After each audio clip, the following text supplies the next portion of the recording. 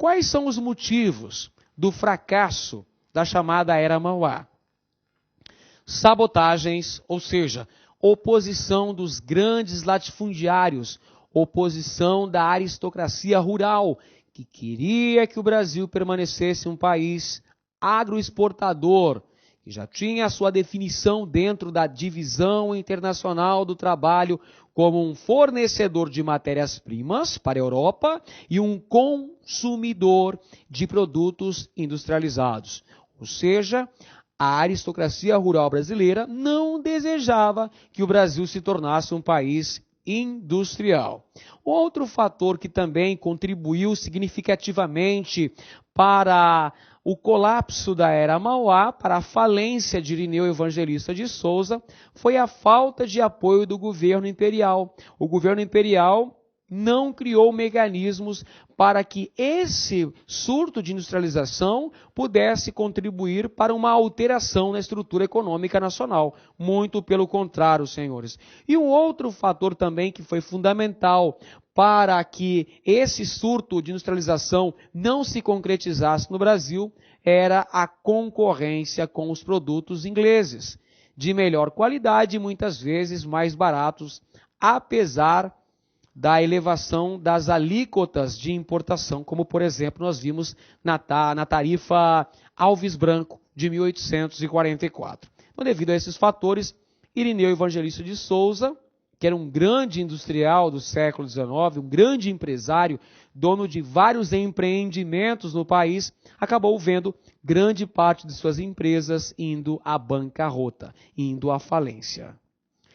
Agora trataremos do aspecto social durante o século XIX, durante o segundo reinado, o reinado de Dom Pedro II. Temos a ocorrência de uma manifestação contrária ao poder do imperador, que foi a Revolução Praieira, na província de Pernambuco, em 1848. As principais causas da Revolução Praieira eram a concentração de terras nas mãos da aristocracia rural e a crise econômica vivida em Pernambuco. Os principais líderes da Revolução Praieira foram Pedro Ivo e Abreu Lima. O local onde se reuniam os revoltosos, os participantes da Revolução Praieira, era a sede do jornal Diário Novo, na Rua da Praia, em Recife. Eles, inclusive, chegaram a lançar o chamado Manifesto ao Mundo, no qual defendiam o voto universal, a liberdade de imprensa, a abolição da escravidão, a proclamação da República, a nacionalização do comércio e o direito ao trabalho. A Revolução Praieira pode ser considerada uma repercussão da chamada Primavera dos Povos, que estava ocorrendo na Europa. Em várias regiões da Europa, em 1848, ocorreu a chamada Primavera dos Povos. E a Revolução Praieira pode ser considerada uma repercussão daqueles eventos de cunho liberal que estavam acontecendo em várias regiões da Europa, na Áustria, na Itália, na região onde se formou a atual Alemanha também. Então repercutiu aqui no Brasil com a ocorrência desse movimento de caráter liberal e republicano, a Revolução Praieira de 1848. Foi a última grande revolta do segundo reinado e tinha influências, como eu já falei, nas revoluções liberais europeias, nas famosas revoluções liberais da Europa, também conhecidas como Primavera dos Povos, 1848. O outro aspecto social muito importante, que você tem que estudar com muita atenção, é a imigração, senhores. Por que é que o Brasil, durante a segunda metade do século XIX, investiu pesado na atração de mão de obra estrangeira? Um dos motivos que explicam essa decisão é uma tentativa de se superar a crise vivida pelo escravismo. Os senhores sabem muito bem que em 1850 ocorreu a promulgação da Lei Eusébio de Queiroz. E o que é que definiu a Lei Eusébio de Queiroz? Definiu a proibição do tráfico internacional de escravos. não poderia mais buscar novos contingentes de escravos provenientes do continente africano. Claro que isso abala sensivelmente os alicerces da escravatura no Brasil. Sendo assim, o governo e também a aristocracia rural tenta encontrar mecanismos para superar essa crise do escravismo no Brasil. E uma das alternativas é a atração de mão de obra estrangeira, trabalho livre dos imigrantes. E também temos um outro fato, senhores, o famoso mito do embranquecimento, ou seja, a teoria do branqueamento da população brasileira. Durante a segunda metade do século XIX, vigoravam muitas teorias pseudocientíficas, teorias bastante racistas, que apontavam que os países desenvolvidos seriam países apenas formados por população branca. Com o objetivo de branquear a população brasileira, então tem-se uma proposta de trazer mão de obra livre de imigrantes, também com o propósito de promover um branqueamento da etnia, da população no Brasil. Além disso, senhores, não podemos esquecer também que durante o século XIX, na segunda metade do século XIX, nós temos um grande crescimento da produção cafeeira, no Vale do Paraíba primeiro e depois no Oeste Paulista. Então nós tínhamos uma grande necessidade de mão de obra, braços fortes para a lavoura cafeeira na região sudeste do Brasil, notadamente na área do Oeste Paulista. E um outro fator também que foi fundamental para a atração de imigrantes europeus para o Brasil é a questão da defesa, da ocupação e defesa de regiões localizadas ao sul do país, principalmente Paraná, Santa Catarina e Rio Grande do Sul. Sendo assim, o governo brasileiro vai atrair colonos estrangeiros para se estabelecerem nessa região. Além disso, um fator externo irá contribuir também para a vinda dos imigrantes para o Brasil. A crise econômica e social vivida por esses países, alguns deles, inclusive, envolvidos em sangrentas guerras de unificação, como, por exemplo, na Itália e na Alemanha. Todo esse contexto internacional favorável fará com que o Brasil receba uma grande leva de imigrantes europeus, principalmente italianos, alemães, portugueses, espanhóis, eslavos, ucranianos, entre outros. Primeiramente, nós tivemos a implantação do sistema de parceria e, posteriormente, do sistema de colonato. Portanto, senhores, os principais sistemas de imigração implantados nos cafezais brasileiros foram, primeiro, o sistema de parceria e, posteriormente, o sistema de colonato. Farei agora uma abordagem sobre as principais características de cada um desses dois sistemas. Primeiro, o sistema de parceria e depois o sistema de colonato. Observe no quadro. Sistema de parceria é o primeiro sistema imigratório introduzido no Brasil.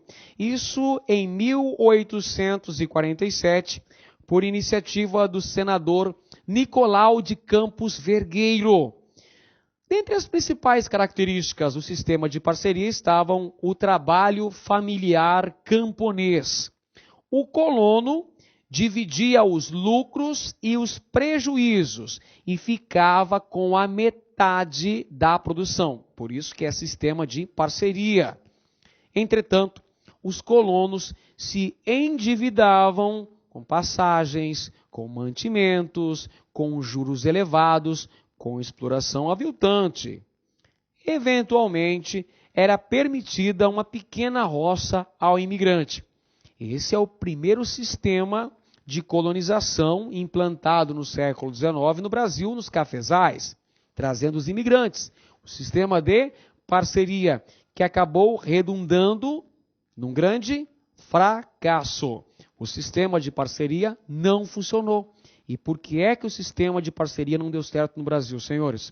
Devido à grande exploração dos imigrantes, que ficavam endividados em relação ao dono das terras. Esse sistema acabou não logrando êxito.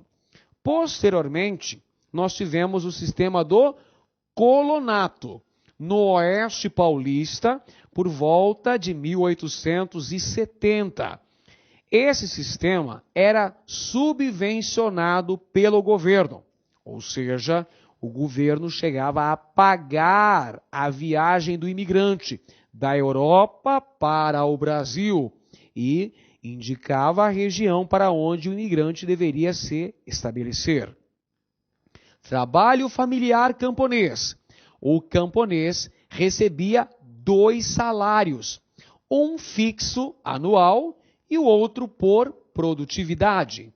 O governo paulista pagava as passagens Europa, Brasil, e era garantido um pedaço de roça para lavouras de subsistência ou para comércio.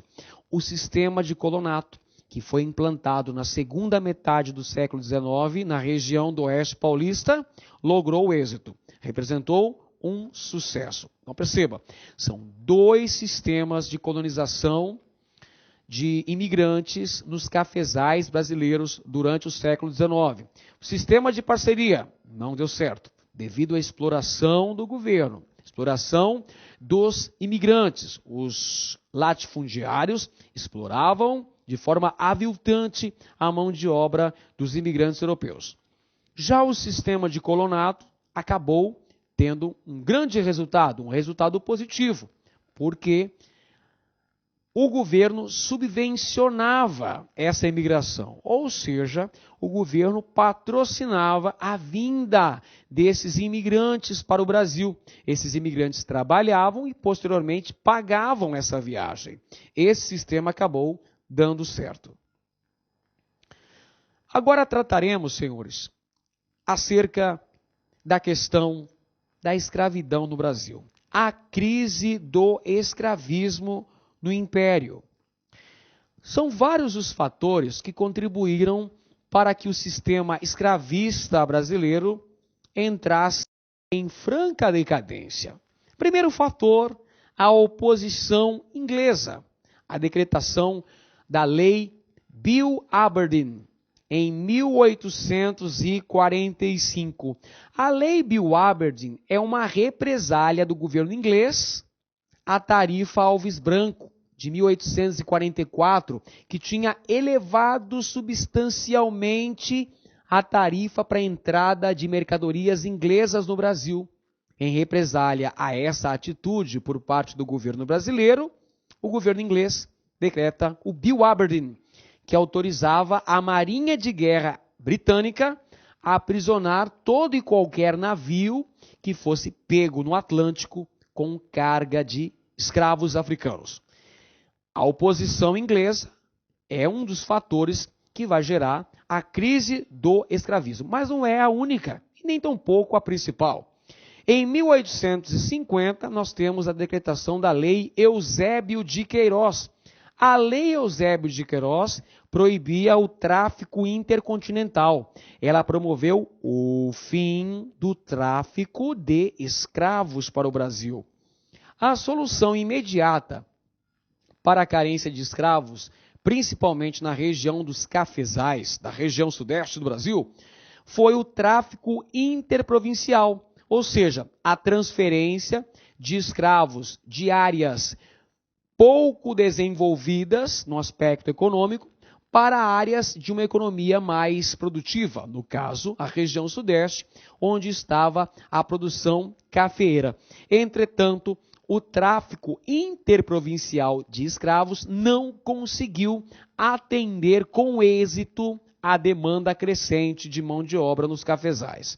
Tivemos com isso uma elevação significativa do valor dos escravos no Brasil. Um outro fator importantíssimo que vai contribuir para a crise do escravismo no Brasil foi o crescimento dos movimentos que defendiam a abolição da escravidão no Brasil. O movimento abolicionista, formado por intelectuais, elementos das camadas médias urbanas, setores do exército. Não se esqueça que durante a Guerra do Paraguai, uma grande parcela dos soldados brasileiros era negra. Eram elementos escravos ou alforriados que lutaram em defesa do Brasil durante a Guerra do Paraguai. Ao final desse conflito, cresceu o desejo pela abolição da escravidão no nosso país. A Guerra do Paraguai acaba em 1870. Então, nesse contexto, duas novas causas ganham muita importância: a causa abolicionista e a causa republicana. O prolongamento da escravidão no Brasil se deu através de leis inócuas que vocês conhecem. Por exemplo, em 1871 foi aprovada a Lei do Ventre Livre. Em 1885 foi aprovada a Lei Saraiva-Cotegipe, também conhecida como a Lei dos Sexagenários. E, finalmente, em 1888, foi aprovada a Lei Áurea pela princesa Isabel, que determinou o fim da escravidão sem indenizações. Com isso, senhores, ao final do processo abolicionista, que nós tivemos uma série de leis inócuas. 1871 teve a aprovação da Lei do Ventre Livre, que tornava livres os escravos nascidos filhos de mães escravas a partir daquele momento. Só que é uma lei inócua.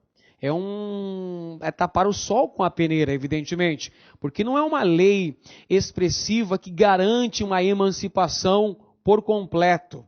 Tivemos também a Lei dos Sexagenários, que libertava os escravos com mais de 60 anos de idade.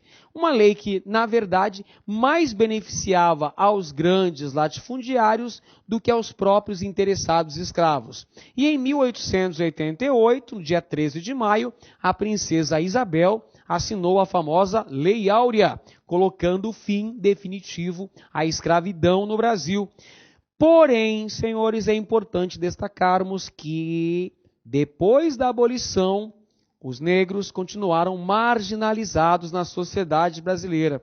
Não foram incluídos por completo no corpo da sociedade. Olá, meus amigos, com licença, estou interrompendo a sua aula, mas é para dar um recadinho muito importante para você. Ah, professor, aonde que está, professor, o PDF dessa videoaula? Gente, atenção, o PDF dessa videoaula, ela se encontra lá no nosso site, né? Lá com o curso, tem um link aqui embaixo da aula, né? Só que é o seguinte, né? Esse PDF, a gente pede aí uma pequena contribuição por parte aí do nosso seguidor, do nosso aluno, de R$ 29,90. Por quê? Porque a gente tem cursos aqui na sala com curso, né? Então, todos os PDFs, PM Bahia, de todas essas videoaulas que a gente está disponibilizando, mais o Personal Coach, que é a nossa ferramenta pedagógica, meta todo dia, você tem meta, você sabe que você vai estudar, a gente vai ranquear você, a gente vai monitorar o seu desempenho no site por apenas R$ 29,90. Bacana? Então, clica aqui embaixo. E aproveitando, nós temos também o nosso super aulão de véspera aqui da Lá Concurso, que custa apenas R$ 49,90. Bacana? Fui, boa aula, tchau! Sociedade brasileira, ou seja, continuaram desassistidos por parte do governo. Não tiveram assistência médica, educação, não tiveram boas condições de vida. Evidentemente que passaram a ser marginalizados, tanto no final do Império quanto no início da República no Brasil. A Lei Áurea também pode ser considerada como um dos fatores que levou à crise política do Império. É a famosa causa abolicionista, é a questão abolicionista. Um dos fatores que levou à queda do Império em 1889. Perceba que a abolição da escravidão aconteceu em 1888 e a queda do Império ocorre um ano depois. E, evidentemente, que a Lei Áurea, a abolição, é um dos fatores que levou à derrocada do Império de Dom Pedro II. Pois bem, senhores, agora abordaremos a crise geral do Império a partir de 1870. Vamos entender, então, a partir de agora, os principais fatores que contribuíram para o colapso do poder imperial no Brasil, para a queda da monarquia e a consequente proclamação da República. Vejamos, então, quais são as grandes questões de crise do segundo reinado no Brasil. Começando pela questão religiosa. No Brasil, durante o Império, a Igreja estava atrelada ao Estado, ou seja, a Constituição de 1824 determinava os sistemas de padroado e beneplácito, ou seja, havia uma religião oficial no Brasil. O Brasil era um país de religião oficial católica. A Igreja Católica estava completamente ligada à estrutura política do Império. Por exemplo, o imperador tinha a primazia de indicar bispos no país. E podemos dizer que os elementos que formavam o comando, a hierarquia eclesiástica, eram pagos pelo governo, como se fossem os funcionários públicos. Então havia uma grande ligação, senhores, entre a Igreja Católica e o Estado Imperial no Brasil, através dos sistemas de padroado e beneplácito. Entretanto, em 1864, o Papa Pio IX determinou a bula Sílabus.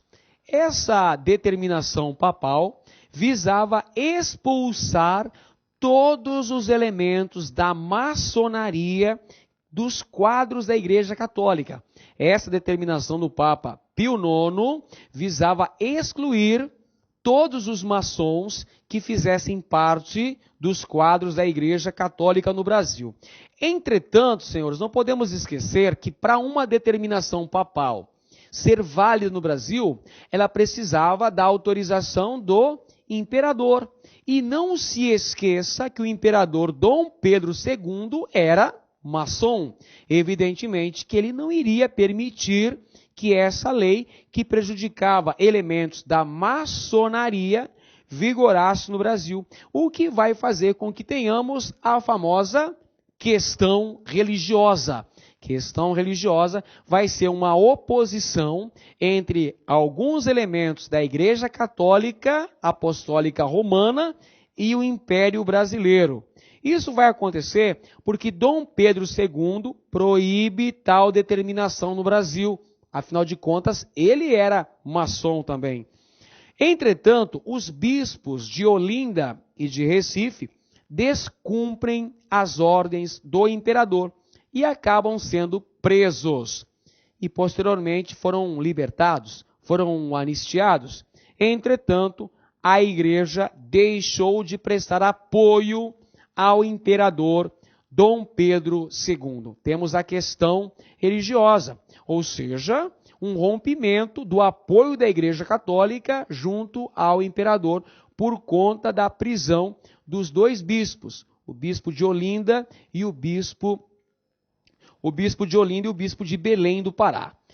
Outra questão importante ocorrida no contexto da crise do segundo reinado foi a questão militar, quando ocorre um rompimento entre o exército brasileiro e o governo imperial. Por que ocorre esse rompimento? Ora, senhores, o exército, ao final da Guerra do Paraguai, ele esperava ser mais prestigiado, ele esperava ter maior participação política. Afinal, o exército brasileiro se considerava o grande salvador da pátria durante a Guerra do Paraguai.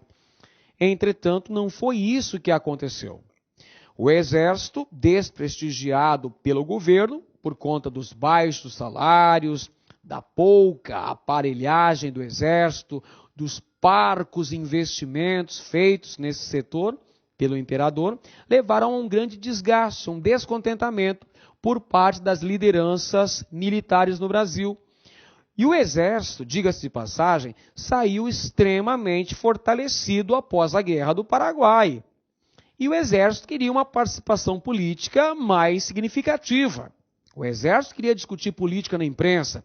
Entretanto, as punições do governo imperial aos oficiais do exército que se manifestavam politicamente através da imprensa acabaram gerando um grande mal-estar entre os elementos do exército e os elementos do governo, a burocracia estatal, principalmente os elementos do exército, como Sena Madureira e o general Cunha Matos.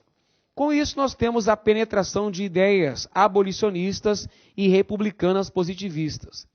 O positivismo, essa corrente filosófica surgida no século XIX na Europa, através do filósofo Auguste Comte, tinha uma grande influência no exército brasileiro, senhores. Boa parte da escola militar no Rio de Janeiro era influenciada pelo positivismo. Os grandes líderes do movimento republicano no país eram positivistas. Temos, portanto, mais uma questão que explica a crise do Segundo Reinado.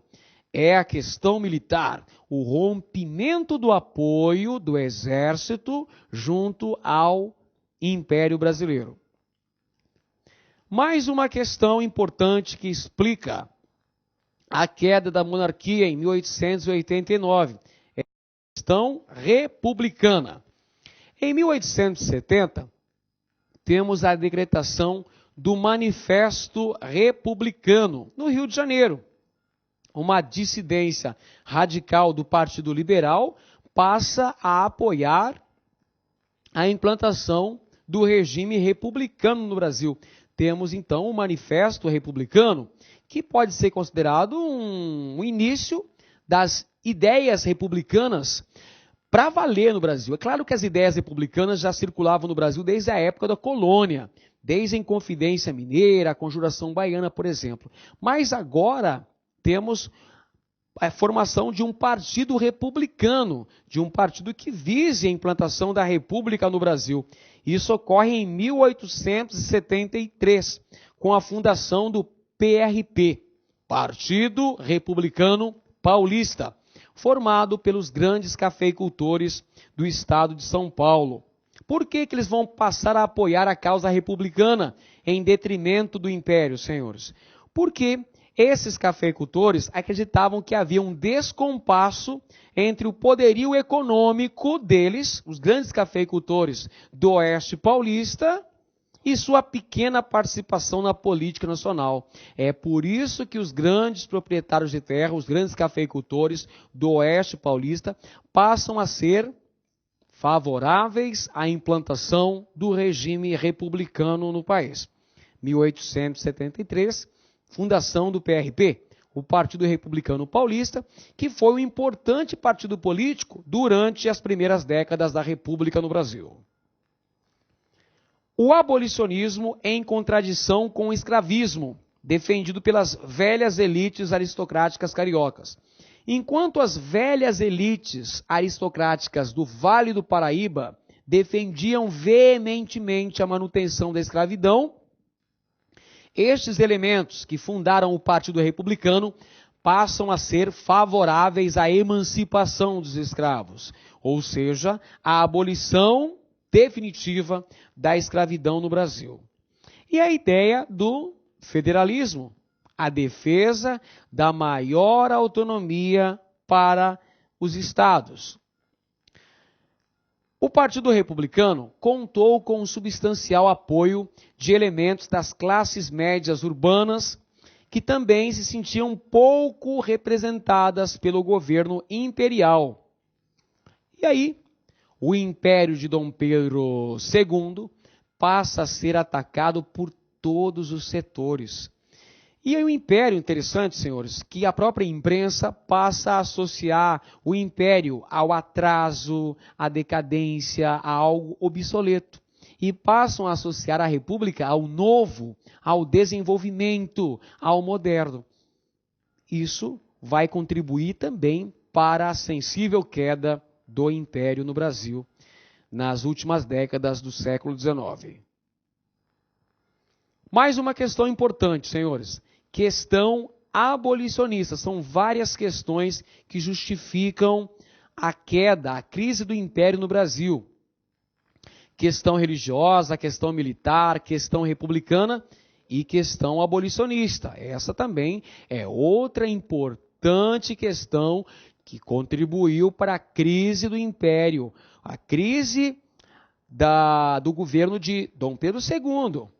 A questão abolicionista é o seguinte: a abolição da escravidão, ocorrida em 13 de maio de 1888, através da assinatura da Lei Áurea pela Princesa Isabel, retira do governo imperial a sua derradeira base de sustentação, que era a aristocracia tradicional. Então, os grandes proprietários de terras, escravocratas, se sentiram traídos pelo governo por conta da Lei Áurea, da abolição da escravidão, sem indenização. Sendo assim, também a tradicional aristocracia rural escravocrata, descontentes com a abolição, passa a apoiar a causa republicana. São os famosos republicanos de 13 de maio. Na última hora, eles vão deixar de apoiar a monarquia e passar a desfraldar a bandeira da República no Brasil. São os republicanos de 13 de maio. É a questão abolicionista no Brasil. Todos esses fatores, senhores, combinados, vão levar à grande degringolada, à grande derrocada do império no Brasil. A questão religiosa, a questão militar, a questão abolicionista e a questão republicana levaram à crise geral do império, que promoveu a queda da monarquia no Brasil e o advento da proclamação da República em 15 de novembro de 1889. Senhores, em 1888, o imperador Dom Pedro II tenta implementar reformas inspiradas no republicanismo através do Visconde de Ouro Preto. Por exemplo, ele tenta conceder autonomia para as províncias, liberdade de culto e de ensino. Lembre-se que o Brasil era um país que tinha uma religião oficial, que era o catolicismo. Então isso até pegava mal na questão da imigração, pois a grande maioria dos imigrantes que veio para o Brasil não eram católicos, eram protestantes. E o Brasil era um país que tinha uma religião oficial. Olha, perceba que no ocaso da monarquia no Brasil, nas vésperas da proclamação da República, nós temos uma tentativa de se estabelecer liberdade de culto, além de liberdade de ensino, senado temporário, facilidades de crédito. Essas reformas acabam negadas pelo parlamento brasileiro, que é dissolvido pelo imperador. Como o parlamento não aprovou essas medidas de cunho liberal, o imperador acabou fechando o parlamento brasileiro. E aí, nesse processo, os republicanos espalharam boatos de supostas prisões de líderes militares. E aí o Marechal Deodoro da Fonseca lidera uma rebelião do exército que depõe o imperador Dom Pedro II e implanta a República no Brasil. Isso no dia 15 de novembro de 1889. O movimento que leva à proclamação da República deve ser entendido como uma união dos interesses da aristocracia rural e dos setores militares, e ainda dos setores médios urbanos do Brasil. Portanto, podemos dizer que no processo de proclamação da República no Brasil, não temos a participação efetiva das camadas populares. Nas palavras do jornalista Aristides Lobo, que assistiu à proclamação da República, o povo assistiu bestializado à proclamação da República, ou seja, não houve uma participação efetiva das camadas populares no processo do advento da República no Brasil. Esse processo deve ser entendido como uma união de interesses das elites agrárias, das camadas médias urbanas e de setores do exército, que depuseram Dom Pedro II e implantaram a República no Brasil. Aí está Deodoro da Fonseca, o proclamador da República no nosso país, em 15 de novembro de 1889. Deodoro, que acabou se tornando o primeiro presidente da República da história do Brasil. Uma dica de leitura, um livro recentemente lançado pelo jornalista Laurentino Gomes, o mesmo autor dos clássicos 1808 e 1822. Ele acabou de lançar agora em 2013 o livro 1889. Como um imperador cansado, um marechal vaidoso e um professor injustiçado contribuíram para o fim da monarquia e a proclamação da República no Brasil. Vale a pena ler 1889 para compreender o processo de proclamação da República no Brasil. Pois bem, senhores, vimos então na aula de hoje as principais características do segundo reinado no Brasil, o reinado de Dom Pedro II, entre 1840 e 1889. Um grande abraço a todos. Olá, meus amigos! E aí, gostou da nossa videoaula? Ótimo, bacana. Então, estou aqui mais uma vez para convidar você a adquirir o material de apoio aí. A gente está pedindo aí uma contribuição simbólica aqui da Lá Concurso por R$ 29,90, né? Todos os PDF, mais essa metodologia aí fabulosa do Personal Coach. Eu vejo que muitos alunos não conseguem ter alta performance porque não conseguem elaborar um plano de estudos, né? Uma sequência coerente, prioritária. Ele vai se perdendo no conteúdo. Então, o Personal Coach vai te ajudar bastante nisso por apenas R$ 29,90. E claro, a chamada daquela cerejinha do bolo que vai coroar a sua preparação para esse concurso inédito aqui da PEM Bahia. O nosso super aulão de véspera. Tá? Aqui estão os professores aqui, já estão todos eles contratados, combinei com todo mundo já. 30 horas, né? Cada professor vai gravar blocos de 30, por exemplo, pegar aqui o professor Edenilson, né? 2 horas, então ele vai ter 4 blocos aí, tá? 4 blocos de 30 minutos, né? Isso aqui não será disponibilizado no YouTube, será lá na nossa plataforma do Lá Concursos, um link está aqui para você fazer a sua inscrição, né? Por apenas R$ 49,90, tudo bem, gente? Então, um forte abraço, espero vocês. Tchau, fui! Clique lá.